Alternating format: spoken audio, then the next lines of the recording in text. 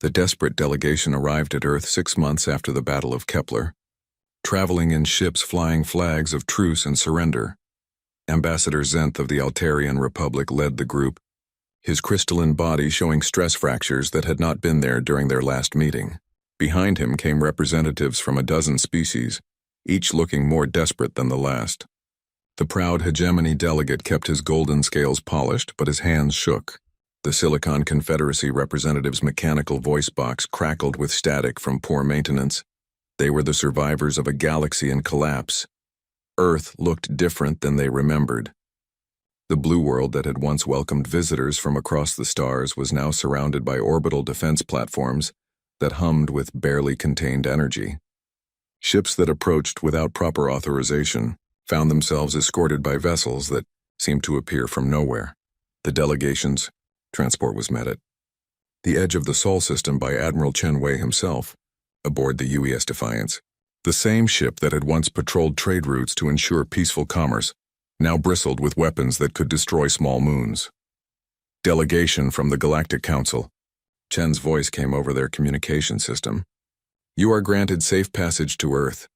Any deviation from your assigned course will be considered hostile action. Ambassador Zenth activated his response channel. Admiral Chen, this is Zenth. We've known each other for 20 years. Surely we can speak as old friends. There was a long pause before Chen replied. Ambassador, I no longer have friends outside human space. I have allies, enemies, and neutrals. Your current status depends entirely on what you say in the next few hours. The delegation was escorted through Sol system in silence. They passed Mars, where orbital shipyards worked around the clock-building vessels of war. They flew by the asteroid belt, where mining operations had been converted to weapons manufacturing. They saw Jupiter's moons bristling with defensive installations that dwarfed anything in Council records. Earth itself was almost unrecognizable. The peaceful blue world was now protected by energy shields that bent light around them, like atmospheric mirages. Cities that had once sprawled across continents were now organized into defensive zones with clear fields of fire between them. They landed at Geneva, where the old United Nations building had been restored to its former glory. But unlike the warm diplomatic center it had once been, the building now felt like a fortress. Security was tight, weapons were visible, and every human they met looked at them with barely concealed hostility. Chancellor Elizabeth Harper met them in the same chamber where humanity had first joined the galactic community 3 centuries before. But the room had changed. Where once there had been flags and symbols representing friendship with dozens of species, now there were memorial walls listing the names of humans who had died serving galactic peace. At the center of the room sat a single chair, empty, representing the Karani species that no longer existed. Honored delegates, Harper began, her voice formal and cold. You have requested this meeting to discuss humanity's return to the Galactic Council. Before we begin, I want you to understand exactly what your council has accomplished in our absence. Holographic displays activated around the room, showing the state of galactic civilization. The Hegemony Confederacy War had consumed 16 star systems. Pirate fleets controlled most outer rim trade routes. Refugee camps housed millions of displaced beings with no hope of return to their homes. The HFY Empire, Harper continued, has completed their extermination of the Karani people. 8 billion sentient beings are dead because your council chose politics over protection. Zenth stood, his crystalline form ringing softly. Chancellor Harper Elizabeth, I know humanity is angry. We all are. But without human guidance, the galaxy is tearing itself apart. Billions more will die if this chaos continues. Harper's expression did not change. Ambassador Zenth, humanity guided the galaxy for 300 years. We prevented wars, mediated disputes, and protected the innocent. In return, when we asked you to protect 8 billion peaceful beings, you chose to protect your trade agreements instead. The situation was complex, protested the hegemony representative. Economic stability affects everyone. You had to consider profit margins, Harper interrupted. While people died, you calculated shipping costs. She walked to the empty chair representing the Karani. This chair will remain empty forever, because your council decided that convenience was more important than justice. Every time you meet, you will look at this chair and remember what your choices cost. The delegation shifted uncomfortably, The Silicon Confederacy representative spoke through his crackling voice box. Chancellor, the past cannot be changed, but the future still can be. We offer humanity full leadership of the Council, complete authority over galactic policy. You could reshape civilization according to human values. Harper almost smiled. You offer us leadership over a burning galaxy. You want us to clean up the mess you made after rejecting our attempts to prevent it? Xanth leaned forward desperately. Elizabeth, humanity has always been the galaxy's moral center. Without you, we've lost our way. You need someone to solve your problems, Harper finished. You need someone to make the hard choices you're afraid to make. You need someone to take responsibility while you reap the benefits. She activated another holographic display, this one showing human space. Unlike the chaos consuming the rest of the galaxy, human territory was an island of stability. Trade flowed smoothly between human worlds. Conflicts were resolved quickly through established legal systems. Peace was maintained through strength rather than negotiation. Ambassador Xanth, Harper said, let me tell you what humanity learned during our time away from galactic politics. We learned that peace without justice is meaningless. We learned that diplomacy without strength is worthless. Most importantly, we learned that some species will only respect power. The Xantorian delegate spoke for the first time. Chancellor, surely you don't intend to abandon the galaxy permanently? Humanity has always stood for cooperation and unity. Humanity stands for justice, Harper corrected. For 3 centuries, we tried to build that justice through cooperation. The galaxy rejected that approach. Now we will try a different method. She pressed a control and the room's displays showed human military strength. Fleets that had grown from nothing to overwhelming force in just months. Defense networks that could protect entire sectors of space. Weapons that could eliminate threats before they fully materialized. The Galactic Council is hereby dissolved, Harper announced. Effective immediately, humanity recognizes no authority over human space except human authority. The delegation erupted in protests and desperate pleas, but Harper raised her hand for silence. However, she continued, humanity is willing to establish a new organization. We will call it the Galactic Protection Authority. Membership will be voluntary, but it will operate under human command with human values. Xanth looked confused. What would be the difference? Harper's smile was cold and final. The difference, Ambassador, is that the old council required consensus to act. The new authority will require consensus to prevent action. When we determine that justice demands intervention, we will intervene. Member species may object, but they cannot stop us. And if we refuse to join? Asked the hegemony representative. Then you continue dealing with your problems alone, Harper replied. But understand this. The authority will protect its members from all threats, including threats from non-member species. If you attack our allies, you attack us. If you threaten peace, we will end that threat permanently. The room fell silent as the implications sank in. Humanity was offering protection, but only on their terms. Species could join and accept human authority, or remain independent and face whatever consequences came their way. This is ultimatum, the Silicon Confederacy delegate said flatly. Yes, Harper agreed. It is. For 300 years, humanity accepted your ultimatums. We compromised our principles to maintain unity. We watched the innocent suffer to preserve consensus. No more. She walked to the window overlooking Lake Geneva. The water was calm and peaceful, reflecting the lights of a city that had learned to balance serenity with strength. You have 72 hours to decide, Harper announced without turning around. Join the Protection Authority under human leadership, or continue navigating the galaxy's chaos alone. Choose wisely, because this offer will not be repeated. Ambassador Xanth stood, his crystalline body resonating with stress. Elizabeth, what happened to the humans who believed in mercy and forgiveness? Harper finally turned back to face them, and for a moment her expression softened with something that might have been sadness. They died with the Qurani, she said quietly. What you see now is what you created when you chose politics over principle. We are still human, but we are no longer naive.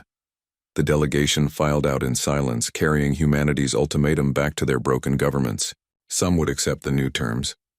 Others would try to maintain independence until their next crisis overwhelmed them. But all of them understood that the galaxy had fundamentally changed. The gentle species that had once begged for permission to help was now demanding obedience to receive protection. The emergency signal traveled through the dark space between stars.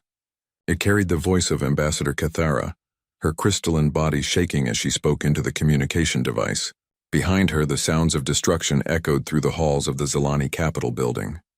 The windows showed the red glow of fires burning across their beautiful city. This is Ambassador Cathara of the Zelani Republic, broadcasting on all emergency frequencies. Our world is under attack by the Vorthak swarm. We request immediate assistance from any member of the Galactic Council. Our defenses have failed. Our military is destroyed. We have perhaps 10 days before our entire civilization is extinct. The message repeated every hour for 3 days before the first responses came. The Alteran Federation offered to send evacuation ships that could carry maybe 1 million Zelani to safety. The Silicon Collective promised advanced shield technology that might protect their remaining cities for a few more weeks. The Aquatic Alliance sent their sympathy and offered temporary homes on their water worlds for any survivors. Each offer was kind, but none offered what the Zelani truly needed. They needed someone who could fight the Vorthak and win. They needed warriors who could face the most feared predators in the galaxy and drive them back. But no species in the Council had ever successfully fought the Vorthak swarm. Every world that tried was now a dead rock floating in space. The Vorthak were living nightmares. They had evolved on a world where everything tried to kill everything else.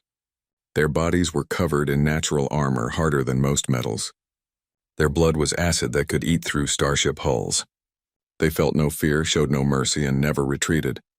When they found a world with life, they consumed every living thing on it and then used the planet's resources to build more ships and breed more warriors. For 500 years, the Vorthak had been spreading across the galaxy like a disease. Dozens of civilizations had fallen to them. The lucky ones died quickly in the first attack. The unlucky ones were kept alive to be slowly consumed over months or years. The Galactic Council had learned to simply evacuate any world the Vorthak targeted. Fighting them was considered suicide. The Zelani knew this history. They had helped evacuate other species when the Vorthak came for them. But now it was their turn, and they discovered that knowing you were doomed did not make it easier to accept. So they kept broadcasting their plea, hoping against hope that someone, somewhere, might have the power to help them fight. On the 4th day, their message reached the edge of a small star system with a single yellow star. The beings living there had only recently joined the Galactic Council. Most species considered them primitive newcomers who had barely learned to travel between stars. They lived on a dangerous world full of predators, natural disasters, and deadly weather. The council members thought of them as tough, but not particularly advanced. These beings called themselves humans. The human listening post that received the Zelani message was a small station orbiting their home planet Earth. Lieutenant Maria Santos was on duty when the signal came through. She listened to the entire message 3 times before she really understood what she was hearing. Another species was being wiped out by the Vorthak, and they were begging for help. Maria immediately sent the message to Earth Command. Within an hour, it was on the desk of Admiral Sarah Chen, the commander of Earth's military forces. Admiral Chen was a small woman with gray hair and tired eyes. She had spent 40 years fighting wars on Earth and in space. She had seen humanity at its worst and at its best. She knew what her species was capable of when they were truly angry. Admiral Chen called an emergency meeting of the Joint Chiefs of Staff. The 5 most senior military officers on Earth gathered. In a secure room deep underground, they listened to the Zelani message in silence. When it ended, the room stayed quiet for a long moment. "How long do we have?" asked General Martinez, the head of the Marine Corps. "The message is 4 days old," Admiral Chen replied. "If their estimate was correct, the Zelani have maybe 6 days left." "Can we get there in time?" asked Admiral Kumar, who commanded the space fleet. "If we leave immediately and push our fastest ships to their limits, yes." Barely. General Washington, the oldest person in the room, leaned forward. "The question is whether we should. The Vorthak have never been defeated. Every species that tried to fight them is extinct. Are we ready to risk human lives for aliens we have never met?" The room was quiet again. These were people who had spent their lives making hard choices. They knew that sending human ships against the Vorthak might mean sending them to die, but they also knew what it meant to watch helpless while innocent people were slaughtered. Admiral Chen stood up.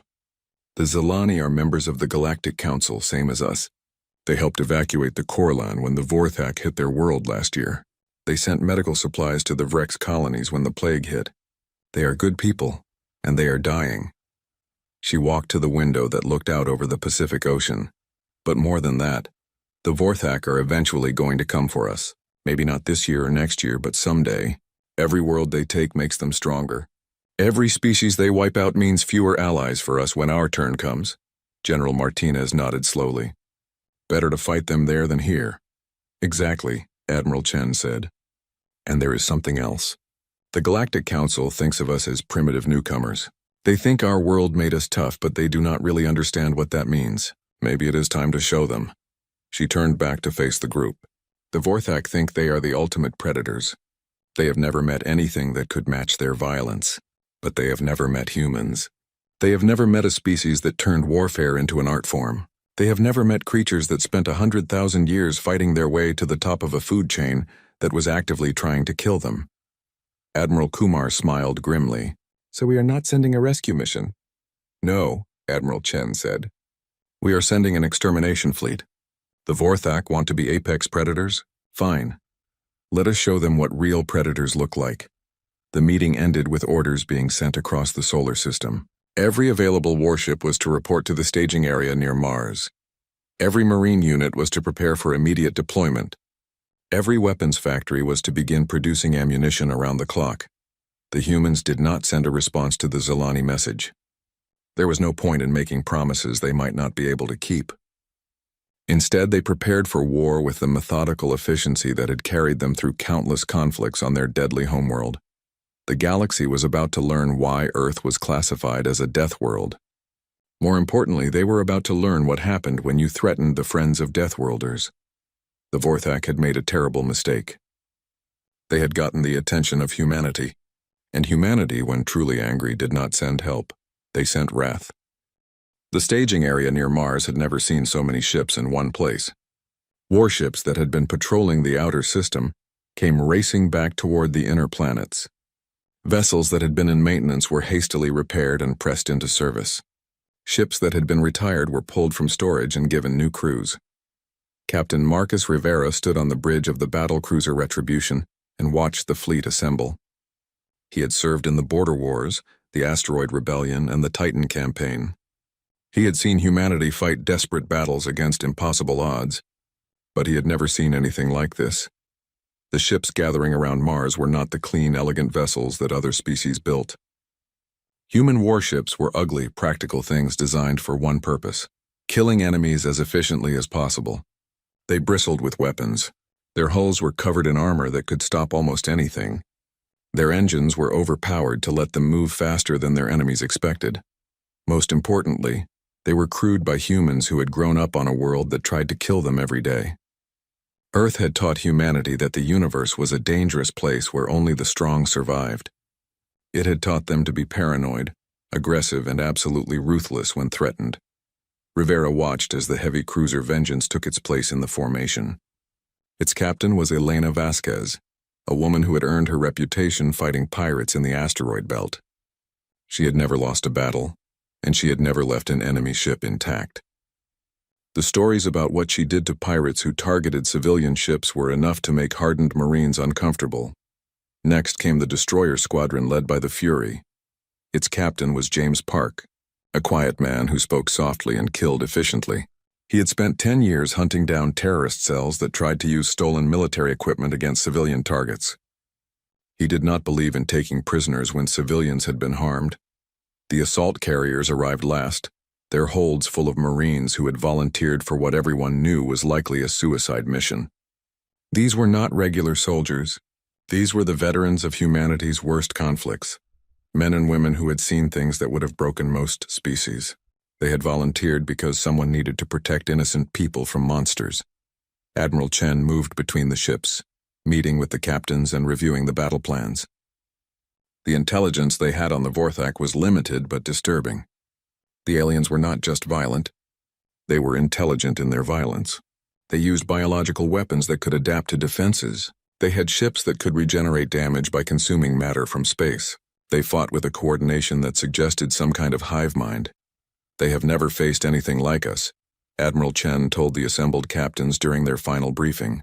Every species they have fought has tried to minimize casualties, to find diplomatic solutions, to fight clean wars with rules and honor. We are not going to do any of those things. She activated a holographic display showing the Vorthak bioships. The images were horrifying. The ships looked like giant insects crossed with cancerous growths. They pulsed with unnatural life, their surfaces covered in what looked like mouths full of sharp teeth. These things are designed to intimidate their enemies. Admiral Chen continued. They want their victims to be afraid, to make mistakes, to break and run.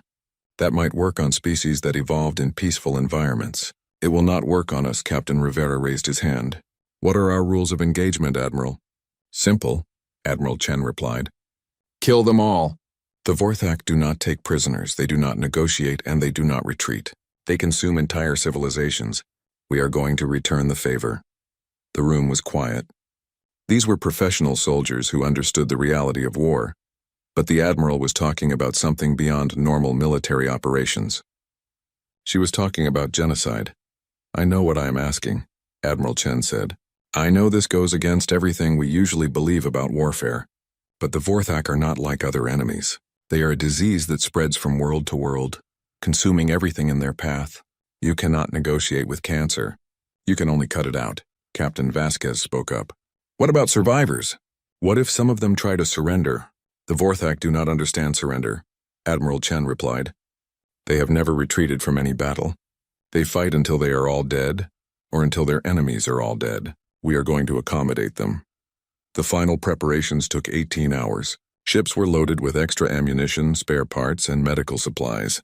The Marines checked their equipment one last time and said goodbye to their families through video calls. The fleet engineers made sure every weapon system was working perfectly. Most importantly, the humans prepared themselves mentally for what they were about to do. They were not just going to fight the Vorthak. They were going to destroy them completely. Every ship, every warrior, every trace of their presence in the Zilani system would be eliminated. This was not unusual for humanity. On Earth, they had driven dozens of species to extinction when those species threatened human survival. They had fought wars where the only acceptable outcome was the complete destruction of their enemies. They understood that sometimes, the only way to protect innocent life was to become more dangerous than the threats that menaced it. The fleet departed from Mars with no fanfare. There were no speeches, no ceremonies, no media coverage. The ships simply engaged their faster-than-light drives and disappeared into the void. They left behind a solar system that was quietly preparing for the possibility that they might never return. The journey to the Zilani system would take 6 days at maximum speed. During that time, the crews prepared for battle. Marines practiced boarding actions. Gunners ran drills on their weapon systems. Engineers made sure the ships could keep fighting even after taking heavy damage. Captain Rivera spent the journey studying everything they knew about Vorthak tactics. The aliens preferred to swarm their enemies with vast numbers of smaller ships. They used biological weapons that could turn a planet's own atmosphere against its inhabitants. They were relentless, never stopping to rest or regroup. But they had weaknesses too. They were overconfident, used to facing enemies who fought defensively. They relied on fear and intimidation as much as their actual weapons. Most importantly, they had never faced an enemy that was willing to be more ruthless than they were. On the 6th day, the human fleet dropped out of faster-than-light travel at the edge of the Zilani system. The first thing they saw was the devastation. 3 of the system's 5 planets were dark. Their surfaces burned clean of life. The 4th planet was still fighting, but barely. Its orbital defenses were gone, and the Vorthak bioships were beginning their final assault. The 5th planet was Zilani Prime, the homeworld. It was still alive, but thousands of Vorthak ships surrounded it like a swarm of hungry insects. The planet's shields were failing, and its cities were burning. Captain Rivera opened a communication channel to the rest of the fleet. All ships, this is retribution. Target acquired. Commencing extermination protocol. The human fleet moved into attack formation. They had traveled across the galaxy to answer a cry for help, but they had not come as rescuers. They had come as executioners. The Vorthak were about to learn what happened when Deathworlders went to war. The Vorthak had been expecting another easy victory. For 500 years they had swept across the galaxy like a plague, and no species had ever truly hurt them. When their advanced scouts detected the approaching human fleet, the Swarm Lord commanding the assault on Zilani Prime felt something. That might have been amusement if the Vorthak were capable of such emotions. Another species had come to die uselessly, the Swarm Lord commanded. Over 3,000 bioships of various sizes. The smallest were the size of human destroyers but moved like living creatures, their surfaces rippling with muscle and bone. The largest were kilometer-long monstrosities that could crack a planet's crust with their main weapons. All of them were hungry for battle. The human fleet numbered only 200 ships. By Vorthak standards, it was a pathetically small force. The aliens had faced larger rescue fleets before, and consumed them all. This would be no different. The Swarm Lord ordered 1,000 ships to intercept the humans while the rest continued bombarding the Zilani homeworld. The bioships moved with organic grace, their living hulls pulsing as they accelerated toward the enemy. They communicated through bioelectric signals that created a web of shared consciousness across the entire swarm. Captain Rivera watched the Vorthak ships approach on his tactical display. They moved in a pattern unlike anything he had seen before, flowing like a school of predatory fish. Their formations seemed chaotic but were actually highly coordinated. They were beautiful in a horrifying way. All ships weapons free, Admiral Chen broadcast across the fleet. Remember, we are not here to win a battle. We are here to commit genocide. Make every shot count. The first exchange of fire came when the opposing fleets were still 1,000,000 kilometers apart. The Vorthak opened with biological projectiles that were part weapon, part living creature. These biomissiles could adjust their course in flight and release clouds of acid when they hit their targets. The human response was very different. Kinetic rounds moving at significant fractions of the speed of light crossed the distance between fleets in seconds. When they hit Vorthak bioships, the results were catastrophic. The aliens had never faced weapons that hit with that much raw kinetic energy. The first Vorthak ship to die simply disintegrated. One moment it was a living warship 100 meters long. The next it was an expanding cloud of organic matter. The biomissiles it had been preparing to fire died with it. Their living guidance system shut down instantly. But the Vorthak had numbers, and they pressed their attack. Their ships began firing streams of acid that could eat through most known materials. They launched swarms of smaller creatures that were part missile, part predator. These bioweapons were designed to attach themselves to enemy ships and then burrow through the hulls to attack the crew inside. The humans had prepared for this. Their ships were armored with layers of ablative material that could absorb acid attacks. Their point defense systems used rapid-fire lasers to burn down incoming biomissiles before they could reach their targets. Most importantly, their crews were not afraid. The Vorthak had relied on fear as much as firepower for centuries. Their ships were designed to look like nightmares. Their weapons were meant to cause horror as well as damage. Species that saw Vorthak bioships often broke and ran before the real fighting even started. Humans looked at the alien ships and saw targets. Captain Rivera's ship, the Retribution, found itself facing 3 Vorthak vessels at once. The aliens tried to surround him, planning to overwhelm his defenses with concentrated fire. It was a tactic that had worked against countless other species. Rivera ordered his ship to accelerate directly toward the largest Vorthak vessel. As the range closed, both ships opened fire with everything they had. Streams of acid splashed against the Retribution's armor, while kinetic rounds punched through the bioship's living hull. At the last moment, Rivera ordered his ship to roll and fire its main guns at point-blank range. Nuclear warheads designed for ship-to-ship combat detonated inside the Vorthak vessel's body cavity. The bioship convulsed once and died, its organic systems unable to cope with that level of destruction. The other 2 Vorthak ships tried to ram the Retribution, but Rivera was ready for them. His ship's engines flared to full power, pushing it out of the way just as the aliens committed to their attack. The 2 bioships collided with each other instead, their living hulls tearing apart in a shower of acid and organic debris. Across the battlefield, similar scenes were playing out. The humans fought with a cold efficiency that the Vorthak had never encountered. They did not retreat when outnumbered. They did not hesitate when faced with horrifying biological weapons. They simply killed everything that came within range of their guns. But the real shock came when the first human boarding action began. The assault carrier Normandy had managed to disable a large Vorthak bioship without destroying it completely. Captain Sarah Kim ordered her Marines to board the enemy vessel and secure it for study. The Vorthak had never had their ships boarded. Other species found the idea too horrifying to contemplate. The interior of a bioship was a living nightmare of pulsing walls, acidic atmosphere, and creatures designed to kill intruders. Most aliens would have gone insane just from entering such a place. The human Marines who cut their way into the bioship were not most aliens. They were veterans of urban warfare on Earth. Soldiers who had fought in the toxic ruins of chemical plants and the flooded tunnels of destroyed cities. They wore powered armor that protected them from acid, and carried weapons designed to kill in close quarters. Sergeant First Class Maria Santos led the first squad through the bioship's corridors. The walls around them pulsed with alien life, and the air was thick with spores that would have been deadly to most species.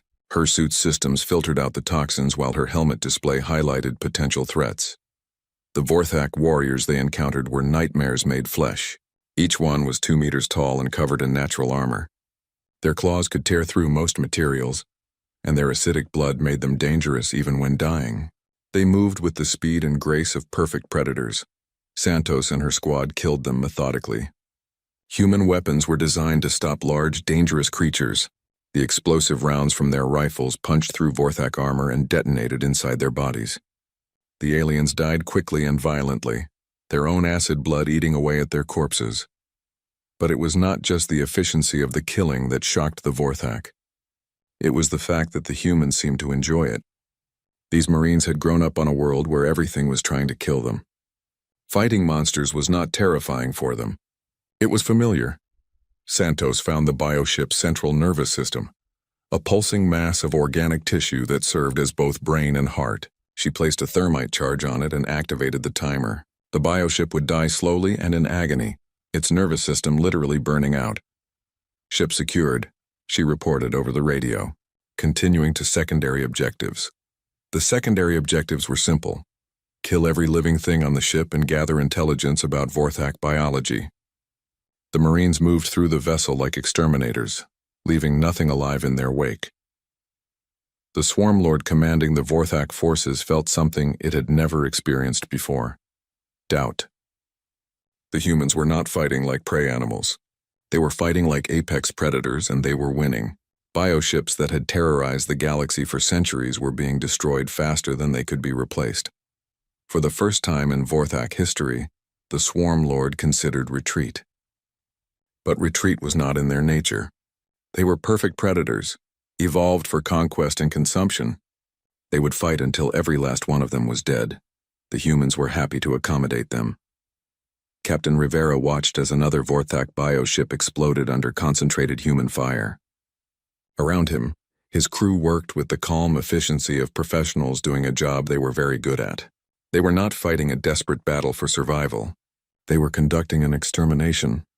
"Admiral Chen to all ships," came the broadcast. "Phase 1 complete. Vorthak Advance Fleet eliminated. Proceeding to Phase 2. Remember, we are not here to save the Zilani, though we will do that. We are here to teach the galaxy what happens when you threaten our friends."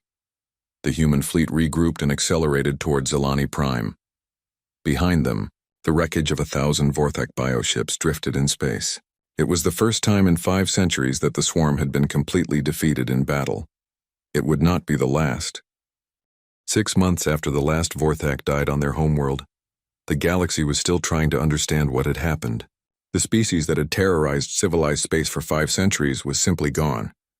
Not defeated, not scattered, not driven back to their home territory. Extinct Ambassador Cathara stood before the assembled Galactic Council, her crystalline body reflecting the lights of the Great Chamber. She had requested this special session to formally thank humanity for their intervention. But as she looked out at the representatives of dozens of species, she could see the mixture of gratitude and fear in their expressions. "The Zilani Republic owes its existence to humanity," she began. "When our world faced extinction, when every other species could offer only sympathy and evacuation, the humans came with warships and warriors. They did not hesitate. They did not calculate the cost. They simply came to help." The human representative, Ambassador Maria Santos, sat quietly in the section reserved for newer council members. She was the sister of the Marine sergeant who had led the first boarding action against a Vorthak bioship. Like many humans in diplomatic positions, she was a veteran of their military forces. But the humans did more than save our world, Cathara continued. They eliminated a threat that had hung over every peaceful civilization for centuries. The Vorthak swarm is gone forever. Our children will grow up in a galaxy where that particular nightmare cannot touch them. There was polite applause from the assembly, but it was subdued. The council members were grateful for the Vorthak's destruction, but they were also unsettled by the thoroughness of it. Humanity had not just won a war, they had committed genocide with industrial efficiency. The Alteran representative, Senator Veltar, rose to speak. His species had been among the first to offer evacuation ships when the Zilani called for help. While we are grateful for humanity's intervention, we must also address the unprecedented nature of their actions. The complete extinction of a species, even one as violent as the Vorthak, raises serious questions about the use of force in galactic affairs. Ambassador Santos stood to respond. She was a small woman with graying hair, but something in her posture suggested that she would be dangerous if threatened. The other delegates had learned to pay attention when humans spoke. Senator Veltar raises an important point, she said, her voice calm and professional. The extinction of any species is a serious matter. But let me ask the Council a question. How many billions of innocent beings died over the 5 centuries that the Vorthak were allowed to exist? How many civilizations were wiped out while we debated diplomatic solutions to a problem that had no diplomatic solution? She activated a holographic display showing the locations of former Vorthak attacks. Red dots covered a significant portion of the galaxy, each one representing a dead world and an extinct species. The Corlan, the Breviks, the Silicate Confederation, the aquatic hegemony's outer colonies. 47 different species completely destroyed by the Vorthak over the past 5 centuries. Billions upon billions of lives lost because no one was willing to do what was necessary to stop them. The chamber was silent. Every delegate knew the history she was reciting, but seeing it displayed so starkly was uncomfortable. Humanity did not choose to become the galaxy's exterminators. Ambassador Santos continued. We simply responded to a call for help with the tools and methods we understood. The Vorthak could not be reasoned with. They could not be contained. They could not be reformed. They could only be stopped. The ethereal collective's representative spoke next. Their species existed as energy beings and viewed physical violence with particular distaste. But surely there were alternatives to complete extermination. Could the Vorthak not have been imprisoned on their homeworld? Could their aggressive tendencies not have been modified through biological or psychological intervention? Ambassador Santos smiled, but there was no warmth in it. With respect, honored collective, your species has never faced an existential threat. You exist as pure energy and cannot be consumed or destroyed by biological predators. The Vorthak represented a direct threat to every species with physical bodies. They had to be eliminated completely to ensure they could never threaten anyone again. She paused and looked around the chamber. Humanity learned long ago that some threats cannot be contained or reformed. They can only be destroyed. This is not a lesson we wanted to teach the galaxy, but it is one that needed to be learned. The debate continued for hours. Some species praised humanity's decisive action. Others worried about the precedent it set. A few quietly suggested that humanity itself might now represent a threat to galactic peace. Ambassador Santos listened to all of it with the patience of someone who had expected these concerns. When the formal session ended, she found herself surrounded by delegates who wanted to speak privately. The representative from the Silicon Collective, a species of crystalline beings who communicated through harmonic vibrations, was the first to approach. Ambassador Santos, my people are concerned about the efficiency of human warfare. We have reviewed the tactical reports from the Vorthak campaign. Your forces destroyed an entire species in less than a year. This suggests capabilities that far exceed what we previously understood about human military technology. Is that a question or a statement? Santos asked. It is a concern. If humanity can eliminate the Vorthak so completely, what prevents them from doing the same to any other species that becomes inconvenient? Santos nodded as if she had expected this question. What prevented us from eliminating the Vorthak for the 500 years before they threatened the Zilani? We had the capability. We knew they existed. We could have launched a preemptive strike at any time. The Silicon representative's harmonic tones shifted to a frequency that indicated confusion. Why did you not? Because they had not attacked our friends, Santos replied simply. Humanity does not seek out wars. We do not conquer other species for resources or territory. We do not eliminate civilizations because they are different from us. But when innocent people call for help, we respond. And when we respond, we do so with everything we have. Word of this conversation spread quickly through the diplomatic community. Within days, every major power in the galaxy was reassessing their relationship with humanity.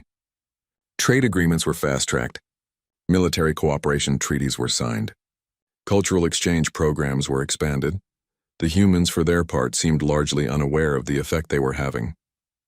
Admiral Chen had returned to Earth and retired quietly to a small farm in what used to be called Montana. Captain Rivera was promoted to admiral and given command of humanity's growing interstellar fleet. The Marines who had hunted Vorthak through burning bioships went back to their regular duties protecting human colonies. But the galaxy remembered. When pirates began raiding shipping lanes near human space, they found their bases mysteriously destroyed and their crews missing. When a militant faction among the HFY Empire began making threats against peaceful neighbors, they received a simple message from Earth: reconsider. They did. The most significant change was in how other species viewed conflict resolution. The old model of endless negotiation and diplomatic solutions gave way to a new reality. Some problems required final solutions. When the corrupted AI plague threatened to spread from the outer rim worlds, it was human cyber warfare specialists who contained and eliminated it. When bioweapons research in the Tau sector threatened nearby colonies, it was human inspection teams who shut down the labs permanently. The Galactic Council established new protocols for dealing with existential threats. Any species or organization that posed a risk to civilian populations could be designated for human intervention. It was a polite way of saying that Earth's military would handle problems that diplomacy could not solve. A year after the Vorthak extinction, Ambassador Kithara visited Earth as part of a cultural exchange program. She stood in the memorial garden that humanity had built for the species they had saved from extinction. 47 crystalline monuments marked the civilizations that had been destroyed by the Vorthak before humans intervened. Your people have changed the galaxy, she told Admiral Chen, who had come out of retirement to attend the dedication ceremony. We did what was necessary, Chen replied. Nothing more, nothing less. But how do you live with it? How do you sleep at night knowing that you ended an entire species? Admiral Chen looked up at the stars visible through the garden's transparent dome. Somewhere out there, Zilani children were growing up safely because of what humanity had done. Dozens of other species could pursue their peaceful development without fear of the swarm. I sleep very well, she said finally. The Vorthak made their choice when they decided to become a plague on the galaxy. We simply gave them the ending they had chosen. For so many others, the conversation was recorded by Zilani historians and became part of the official record of what humans called the Vorthak War. Other species referred to it by different names: the Great Purge, the final solution, the human intervention. But whatever they called it, the lesson was clear. Humanity had not sent help to the Zilani. They had sent judgment, and the galaxy would never forget the difference